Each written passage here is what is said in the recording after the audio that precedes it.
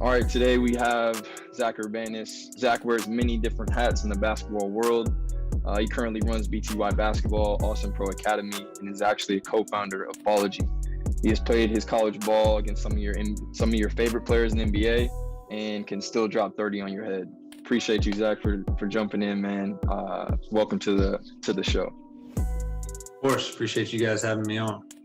Awesome, bro. So we wanted to break the ice really quick and give you a chance to our audience to get to know you. So, DA, do you have any questions you want to rattle off, and I can rattle off something as well? Yeah, I want to know who the best player Zack has ever played against was. Ooh, that's easy for me. Steph Curry for sure. Got to play against him in the Southern Conference his sophomore and junior year. He was amazing then, and he's even more amazing now. Yeah, Steph Curry's a pretty good player. Yeah, he's pretty decent. No, so Z, what is the hardest move to teach someone while you're training? So like, what's the hardest move for someone to understand? What do you think? Ooh, yeah, that's a good question. We don't teach a ton of, like live dribble moves. We want our players to play mostly off instincts and just provide them with the skill to make plays. But I'd say, simple things like we do a lot of footwork, like finishing footwork stuff, like simple stuff like a stride stop, getting to 2 feet in the lane, and be surprised like how difficult that can be even for a high level player. It's a natural move, so when they're not thinking about it, it's pretty easy. But players tend to overthink when we're breaking stuff down, and that one can be difficult, for some players. That's good. It's a good question. It's a tough one there. No, the stride stop is a good one. When Zack, when someone comes and trains with you, do you have any non-negotiables? Like right in the door, this is what we do. These are non-negotiables. Well, first of all, don't be late. Okay. We start off. We try to start off on a good foot. Yeah, I mean, a lot of our stuff. I mean, not a lot. I would say initially it's making sure we're acting like professionals. Getting there on time, being there early, being prepared to work out the right way. And then we kind of have like we call them like our BTY 5 or Big 5 or, kind of our non-negotiables, but we're always going to hit on these certain things. Typically, we always try to hit on ball handling, finishing, shooting, we call it like a shot building series. And then we want to do game shot or competition, game type shots, game situations. And then we want to do IQ stuff. And so whether that's introducing actions or introducing spacing, whatever that may be, those are the 5 things that we're always going to try to hit on within a workout. That's awesome. All right, one last question. What was your favorite moment in your basketball career? Do you have one? Yeah, as a player? As a player, yeah. Favorite maybe moment. one as a player, one as a coach. Man, as a player, I think I can pick out probably my sophomore season in college. We got second in conference behind Davidson with Steph his junior year. We beat College of Charleston twice. Then we were up 2, about 30 seconds left. Back and forth game. They had Andrew Goodlock on their team. They were really, really talented. He was an unbelievable player. Yeah, he's unreal. Yeah, that dude was a bucket. We were up 2 with like 30 something seconds left and had the ball with like 7 seconds on the shot clock. Basically, we had to score, or it was almost a guarantee that Goodlock was going to come down and give me a bucket and tie or win the game. And I hit a 3 at the buzzer of the shot clock to basically end the game. They came down and missed, and that was over. And that was at College of Charleston. It was great. Their crowd was hurt, and that was a pretty good moment as a player. As a coach, to be honest, I've had some good experiences. I think I'm way too young as a coach.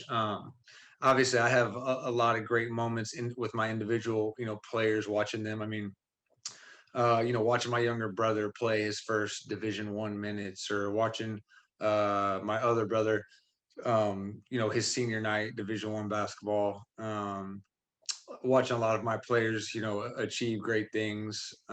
So I have a lot of really cool moments. It'd be unfair to pick one, I think. Yeah, that's a solid answer, man. That's a real politically correct answer. No, Yeah, no, no, no, for sure. It's nothing like winning on the road, man. I know that's got for to sure. be, you just feel juice. You get a happy flight or a happy like bus ride home. It's like, it's the best feeling ever. For sure. So we wanted to start off by just asking you, why did you start BTY? Why did you start getting into training, and why did the training world need what you're giving them right now? Yeah. Yeah. So, I mean, for me, player development has been a huge part of my life as a player growing up. Obviously, I grew up way before, when I was playing, it was way before training or player development coaches was even an industry. So I trained myself. I worked hard, all the time. I was, you know, relatively for Division I, or my goals of being a Division I basketball player. I was relatively small, relatively weak, relatively unathletic. So my skill set was everything to me. So it started young, and then obviously I have two younger brothers that were really, that were good players and really into it. So helping develop them. Um, and then so I've always had a passion for teaching, had a passion for basketball, had a passion for skill development. So honestly, BTY started initially selfishly for me, something that I wanted to do, something I thought I could be good at and could grow into. Um, and then of course to be able to do it in my hometown, Austin has not historically been seen as a basketball city. Obviously, we're in Texas and football is king. But there are enough good players, and if they have the right approach and the right, teaching and work ethic, then it is possible to be a good player out of Austin. So I knew I could help with that, and we've seen the city of Austin grow from a basketball standpoint, and not that I have everything to do with that, but very proud of what the city's become as far as a basketball city. I would say you have a strong hand in the city, man, and we can see that from who's downstate. So I know you've given us a few points, a few pillars of BTY, but how would you describe your training method in 3 words or less? Yeah, it's a great question. I honestly, I'm gonna just stick with one word, and it's kind of what I ask myself. Anytime where we're coming up with workouts or coming up with programs or coming up with things we want to do for players is just purposeful. Mm, What we're doing, does it have purpose?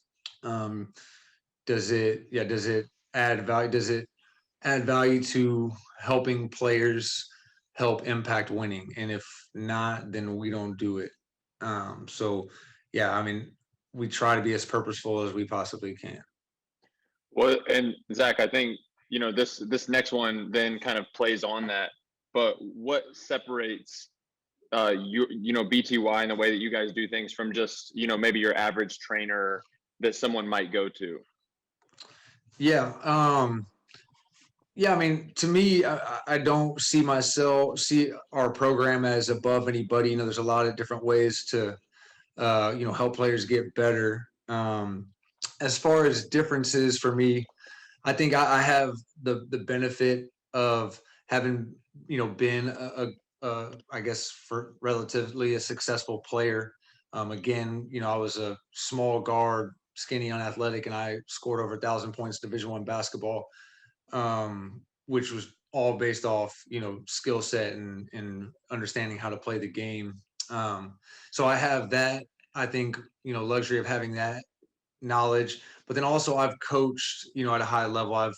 I've coached professionally, and I think once you get to see the game from a coach's perspective, from a team perspective, it helps your player development 100%. Now you understand really what impacts winning, what helps a player be successful in impacting winning, as opposed to just doing drills that's going to maybe get players more skills without understanding how to utilize them and how to play the game mean absolutely nothing. So that's going to be the biggest difference for us.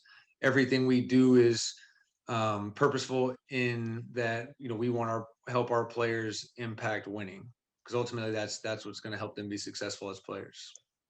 Yeah, that's that's a great answer. I think because I mean, me and DA have been a pupil of yours and been able to train with you. I know DA longer, but even when I first got to the G League, being able to train with you at least once or twice, maybe that's just one thing that stuck out to me right away. Is I've trained with a lot of guys, and what I really liked is when you just stick to the substance of the game and not necessarily the flair or what people see as like read and react and try to just do that and rep that over and over, because I feel like that makes your game a little bit like robotic maybe, right? And so I really enjoy like working out with you and just keeping it simple. I know some guys like don't like to do the same thing over and over, but I know when I'm showing up and you're working me out, we're gonna do the same exact stuff with a little bit of variations. But that's like, that's how Kobe trained, that's how the GOATs have trained. And so I definitely think that if it's not purposeful, I know Melo, I was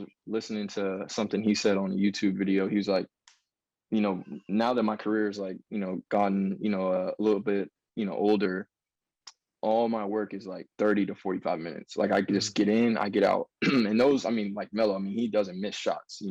You say, all right, first to five, or hey, make five here. Melo can get that done super quick. And so Right. I know that your stuff is super purposeful. So I wanted to ask you, what are some common misconceptions about being, a skills trainer or somebody who works guys out on the court? Especially pros, especially professional. You train NBA guys. Yep. What's the misconception there? You must be rich. You got a huge IG Yeah. following. You get free gear. You get free tickets. You go on Yeah. vacation with them. All that. That was gonna be my first answer. Like people assume it's lucrative. That's wrong. Yeah, I mean, probably could go through a laundry list of misconceptions. Yeah, I mean, it's definitely less glamorous than people think. I mean, most of the good and valuable work is honestly done behind the scenes, is not done on highlight videos and posted on Instagram. It's film breakdown, it's consulting. I mean, I can't tell you guys, and you guys would know, I can't tell people enough, like how many phone calls I'm on throughout the week with my players that, need to talk, basketball, they need to vent, or they need advice, or they need to help with how to deal with a general manager or an agent or whatever the case may be. And that's part of it for me. And I'm grateful to be in that position where I can help out, young men, and how when they have a question about how they should handle a situation, and I'm there to help them. But there's so much work that goes into it behind the scenes. It's not about getting a videographer and posting a dope video and the guy's sweating and breathing hard. Like there's so much more to it, man. It's a lot of film breakdown. It's a lot of studying. Yeah, it's not as easy as, I'm a fan of basketball, or I've even played basketball, and now I can teach basketball. And that's what, if, I know I'm kind of, wandering on, but if I had to summarize, the biggest misconception is that what a lot of trainers or player development coaches don't understand, in my opinion, is that you have to be a very good teacher. Teaching is the most important part. People forget about that. Like they think because they played that they can be a trainer, or they think that because they've been around the game that they can be a trainer. None of that matters if you can't teach, if you can't explain, if you can't relate. All the things that come with being a good teacher, is so crucial to being successful and helping players get better. That's really well said. And even knowing you, getting to work together professionally, and then even just being friends, I feel like you are the embodiment of somebody who is not a hype over hustle kind of guy, or a surface level over substance guy. And in my opinion, even to a fault sometimes, because in training, I'm like, when are we working on the James Harden foul thing? Or when are we, and it's all just the fundamentals. And I feel like you've built a nice foundation off of that and helped a lot of players. I want to know a success story of somebody who came in and was not elite and has taken the biggest stride. Who's somebody who you've gotten to work with over time, one of your players that you've poured into, that now, is just taking kind of the biggest leap? Ooh. Yeah, it's a good question. I guess I have a couple examples I can give. My youngest brother Hudson, he's 8 or 9 years younger than me, and um, it was fun, really fun for me with him because I got to, he's my brother, so I got to see him all the time. I got to work with him really consistently, and now like even like he ended up playing Division 1, and then ended up finishing his career Division 3. He was a really good player, and he trains and plays with all of our pro players, and you guys have seen him. Like all the pro guys are so unbelievably impressed with how skilled he is. Like offensively, he doesn't have any weaknesses, and they always joke like that's if you looked up BTY in the dictionary, like you would see Hudson, and it's true. But obviously, I've got to spend a lot more time with him than I do most players because I've known him forever. So, but you can see like he to me selfishly, like I look at him, I'm like, man, this stuff that we do, like it can work. Like if we're committed to it, if we're consistent about it, it can really work because he kind of dealt with the same limitations that I dealt with. But when he plays against these college and pro guys who are much more athletic, much bigger, much stronger, and he's just killing them, and when one-on-one situations and three-on-three situations, five-on-five situations, it's just obvious that those things can happen. So he's a big one for me. Obviously, we've had a lot of players improve. Taking credit for players' success is definitely not something I'm interested in doing. And I apologize, Da. I'll give you another one recent. Armani Brooks is a player who I'm really proud of. He's always been an unbelievable shooter. He just finished up in the G League bubble. He led the league in 3-pointers made, and a lot of that is based on his abilities, and we've worked on some footwork stuff and his ability to shoot off the dribble and getting better at that. But like things that places that I see growth, like his rookie year in the G League, he struggled handling pressure. This past in the G League bubble, I think he was top 3 in assist to turnover ratio, and he gets paid to score, he gets paid to shoot. Just tells me like he's gotten more skilled, he's gotten more comfortable handling pressure, he understands the game, when to make the right pass. And he did a great, and I was really proud of him for how he played. Even in the situations where he wasn't making all of his shots or wasn't scoring a ton. I tend to see our players grow in that area as far as consistently making the right plays or having the skill set to consistently make the right plays. And he's definitely a good example of that.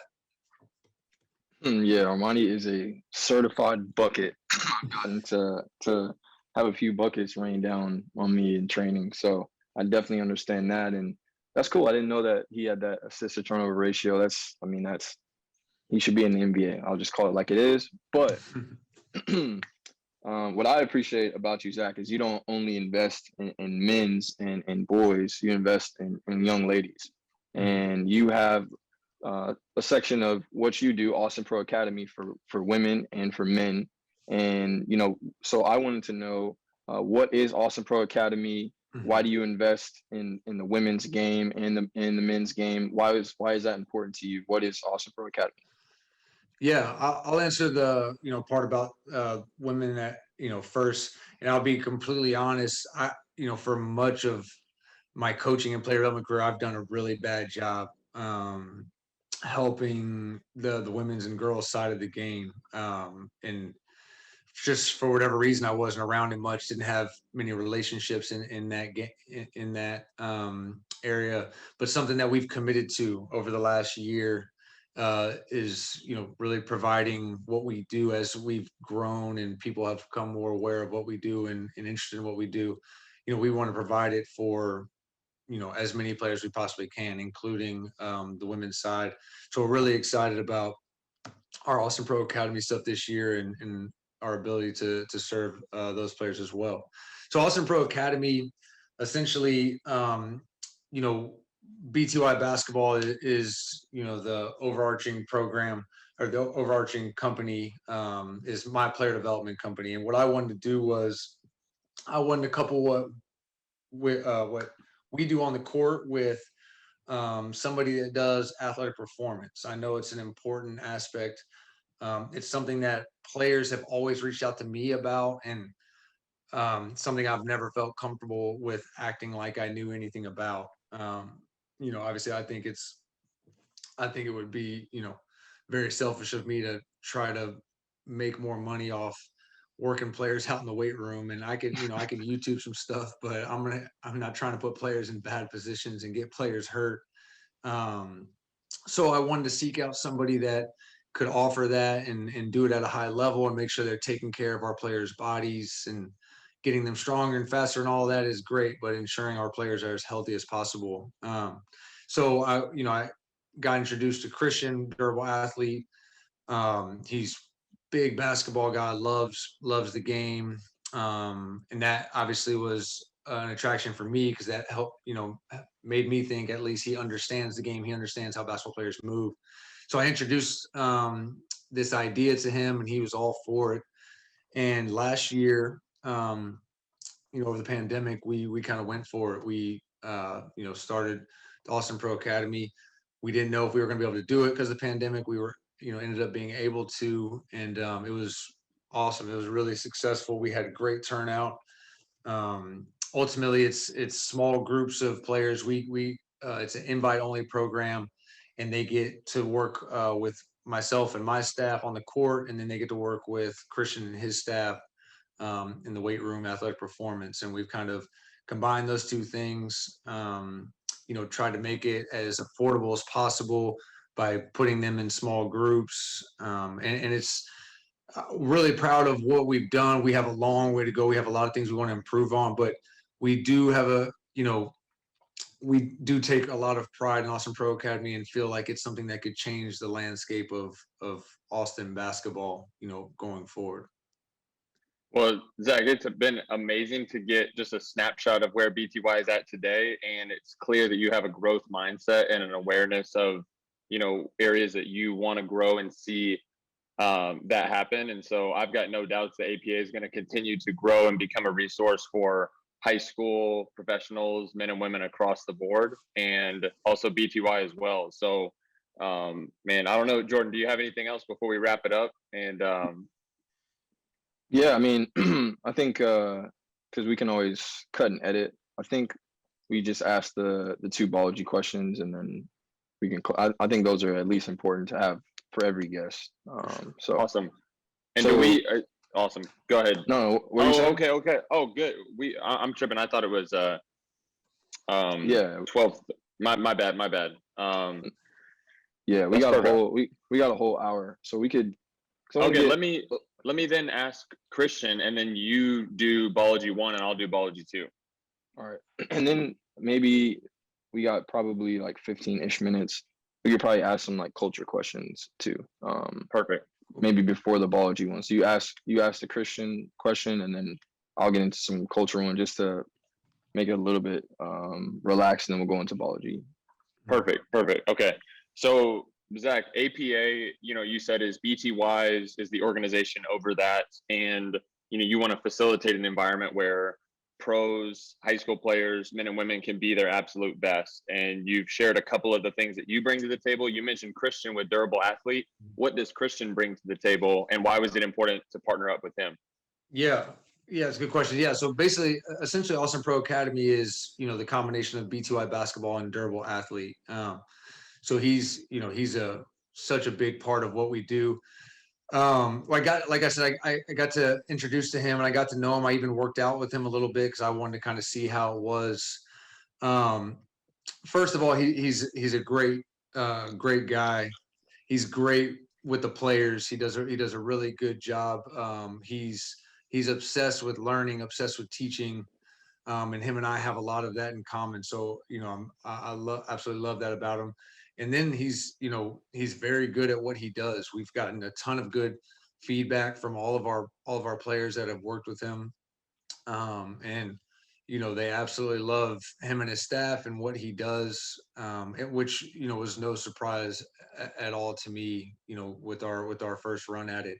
But it was important for me, incorporating the athletic performance. What's happened, DA, is I think is more and more pro and college players more and more pros specifically are calling Austin home, right? That was kind of my vision over the last few years is how can we grow this program to mirror the trajectory of Austin as kind of a destination city? Austin is relatively cheap to West Coast big cities. More and more pros are going to move here. How can we have a setup that ensures that pros are getting the highest level of development during their off seasons and being taken care of? And so I knew Christian was going to be an important piece of that. And with Austin Pro Academy, what it helps us do is because what Christian provides is so high quality, and I hope that what I provide is high quality. If an individual player comes to us, it can get pretty expensive as far as I want my work on the court and I want my work with Christian. And then obviously it can be really time consuming for us. With Austin Pro Academy, what we've done is we've grouped them as best as we can in small groups while still maintaining individualized game plans for each players. But now we can offer these same services at a much, much lower cost. So that way we're able to help out more players. We're able to help out college players. We're able to help out maybe the smaller pro players, maybe the younger pro players that are still trying to, earn good money. We're able to help out all of those type of players. And then we also help out, help train NBA players and who can afford, their individualized training.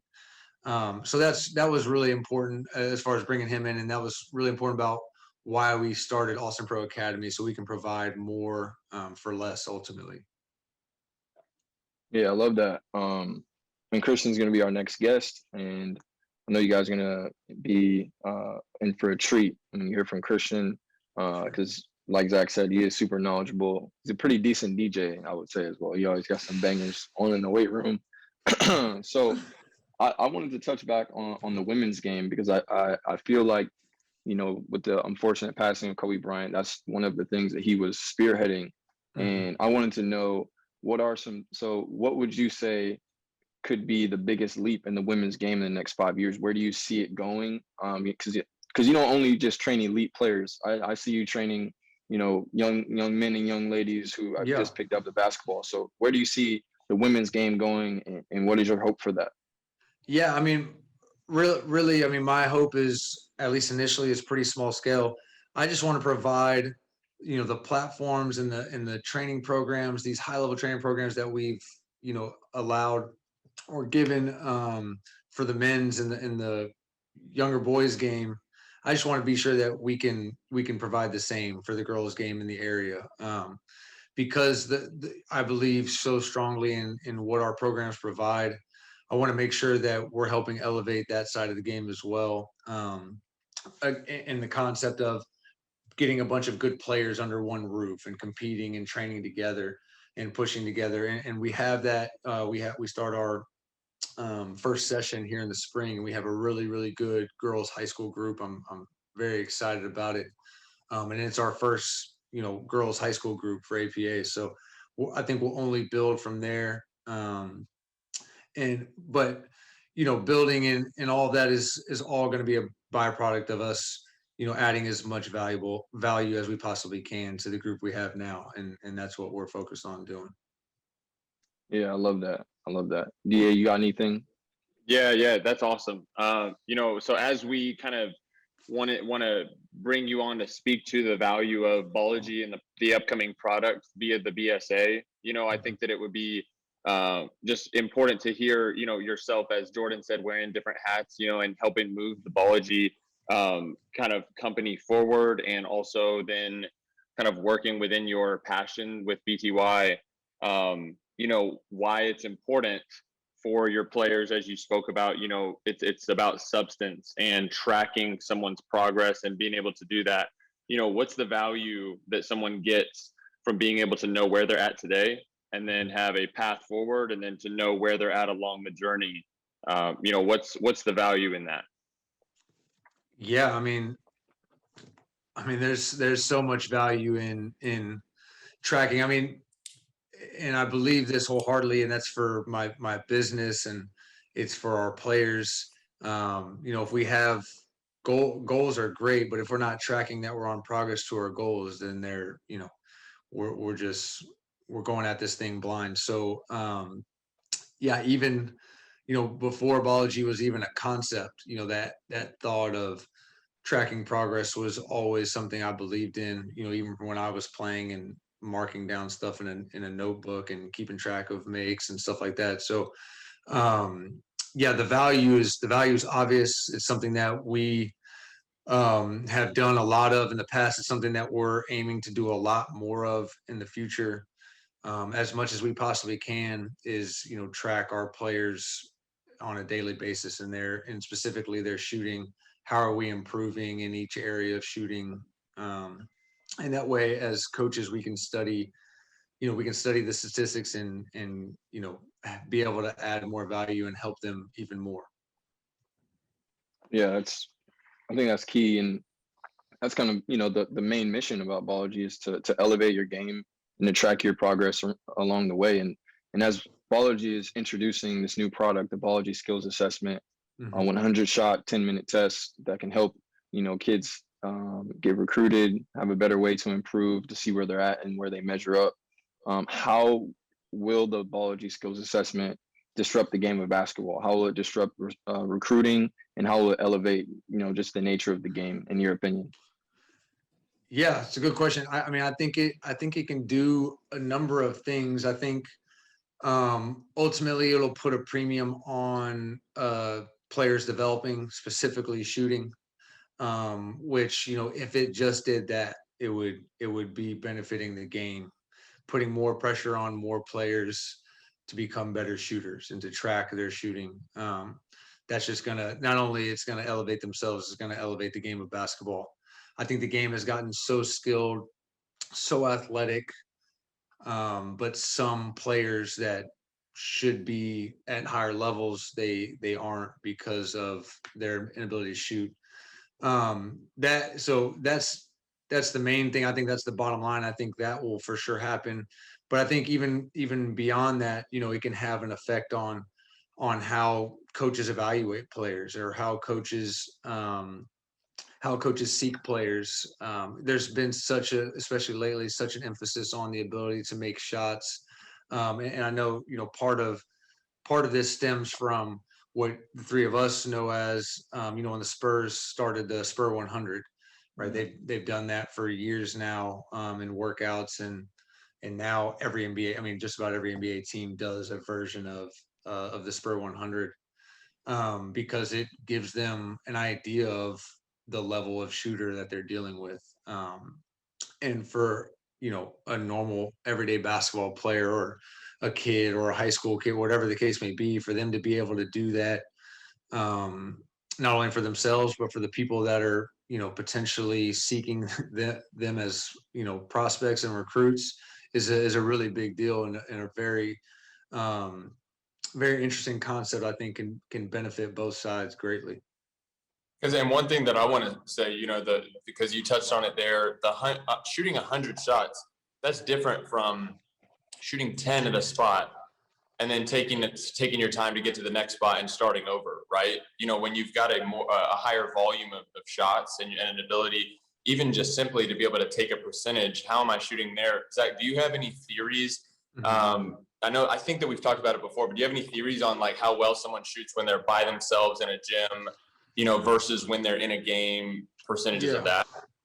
Yeah, I mean, we basically have like markers in mind for our players, right? Like if we're working out pro guys and we're shooting threes, like we have a marker, like, hey, if you're a pro and you get paid to shoot a basketball, then you need to be making 70 plus% on these type of shots. And that's talking about on the move. Now, if we're talking about stationary threes, you probably need to be shooting 80 plus%. And then, we have kind of the same thing for our college guys or our high school guys, trying to give them markers. But the key, I mean, to your point, like, is there a fatigue factor? And then can we ensure that it's, there's a speed factor? Are they going hard? And then are they, breathing hard? So that's going to simulate, game like, as much as possible. Obviously, there's going to be some gap. We all know that in, contest or bad passes or game pressure, whatever the situation may be. But yeah, as much as, as every day, you guys know, every day with our players, we are, shooting game shots at game speed, that aren't necessarily live, but, working the footwork, working on our shot making ability, working our habits. And for a player to, be able to test, 100 shots is extremely valuable. And it's valuable just doing one. Now, if they're doing, a couple a week or whatever the case may be, if they're doing multiple, it just becomes that much more valuable, because now you're getting a really, really good look at how good of a shooter they actually are. Yeah, I couldn't agree more. That's why we got you on this interview, man. I appreciate you, Zach. I know Daniel does as well. Thank you for taking the time out of your busy schedule, man. And I know the game is better with you in it. And if you're ever in Austin, you want to improve your game, you know where to look. It's BTY Basketball with Zack Urbanus, and all of his information will be down in the description, and as well as his IG name and everything else. So Z, we appreciate you, man. Thank you for hopping into a Ballogy session, man. Yes, sir. Thank you guys for having me.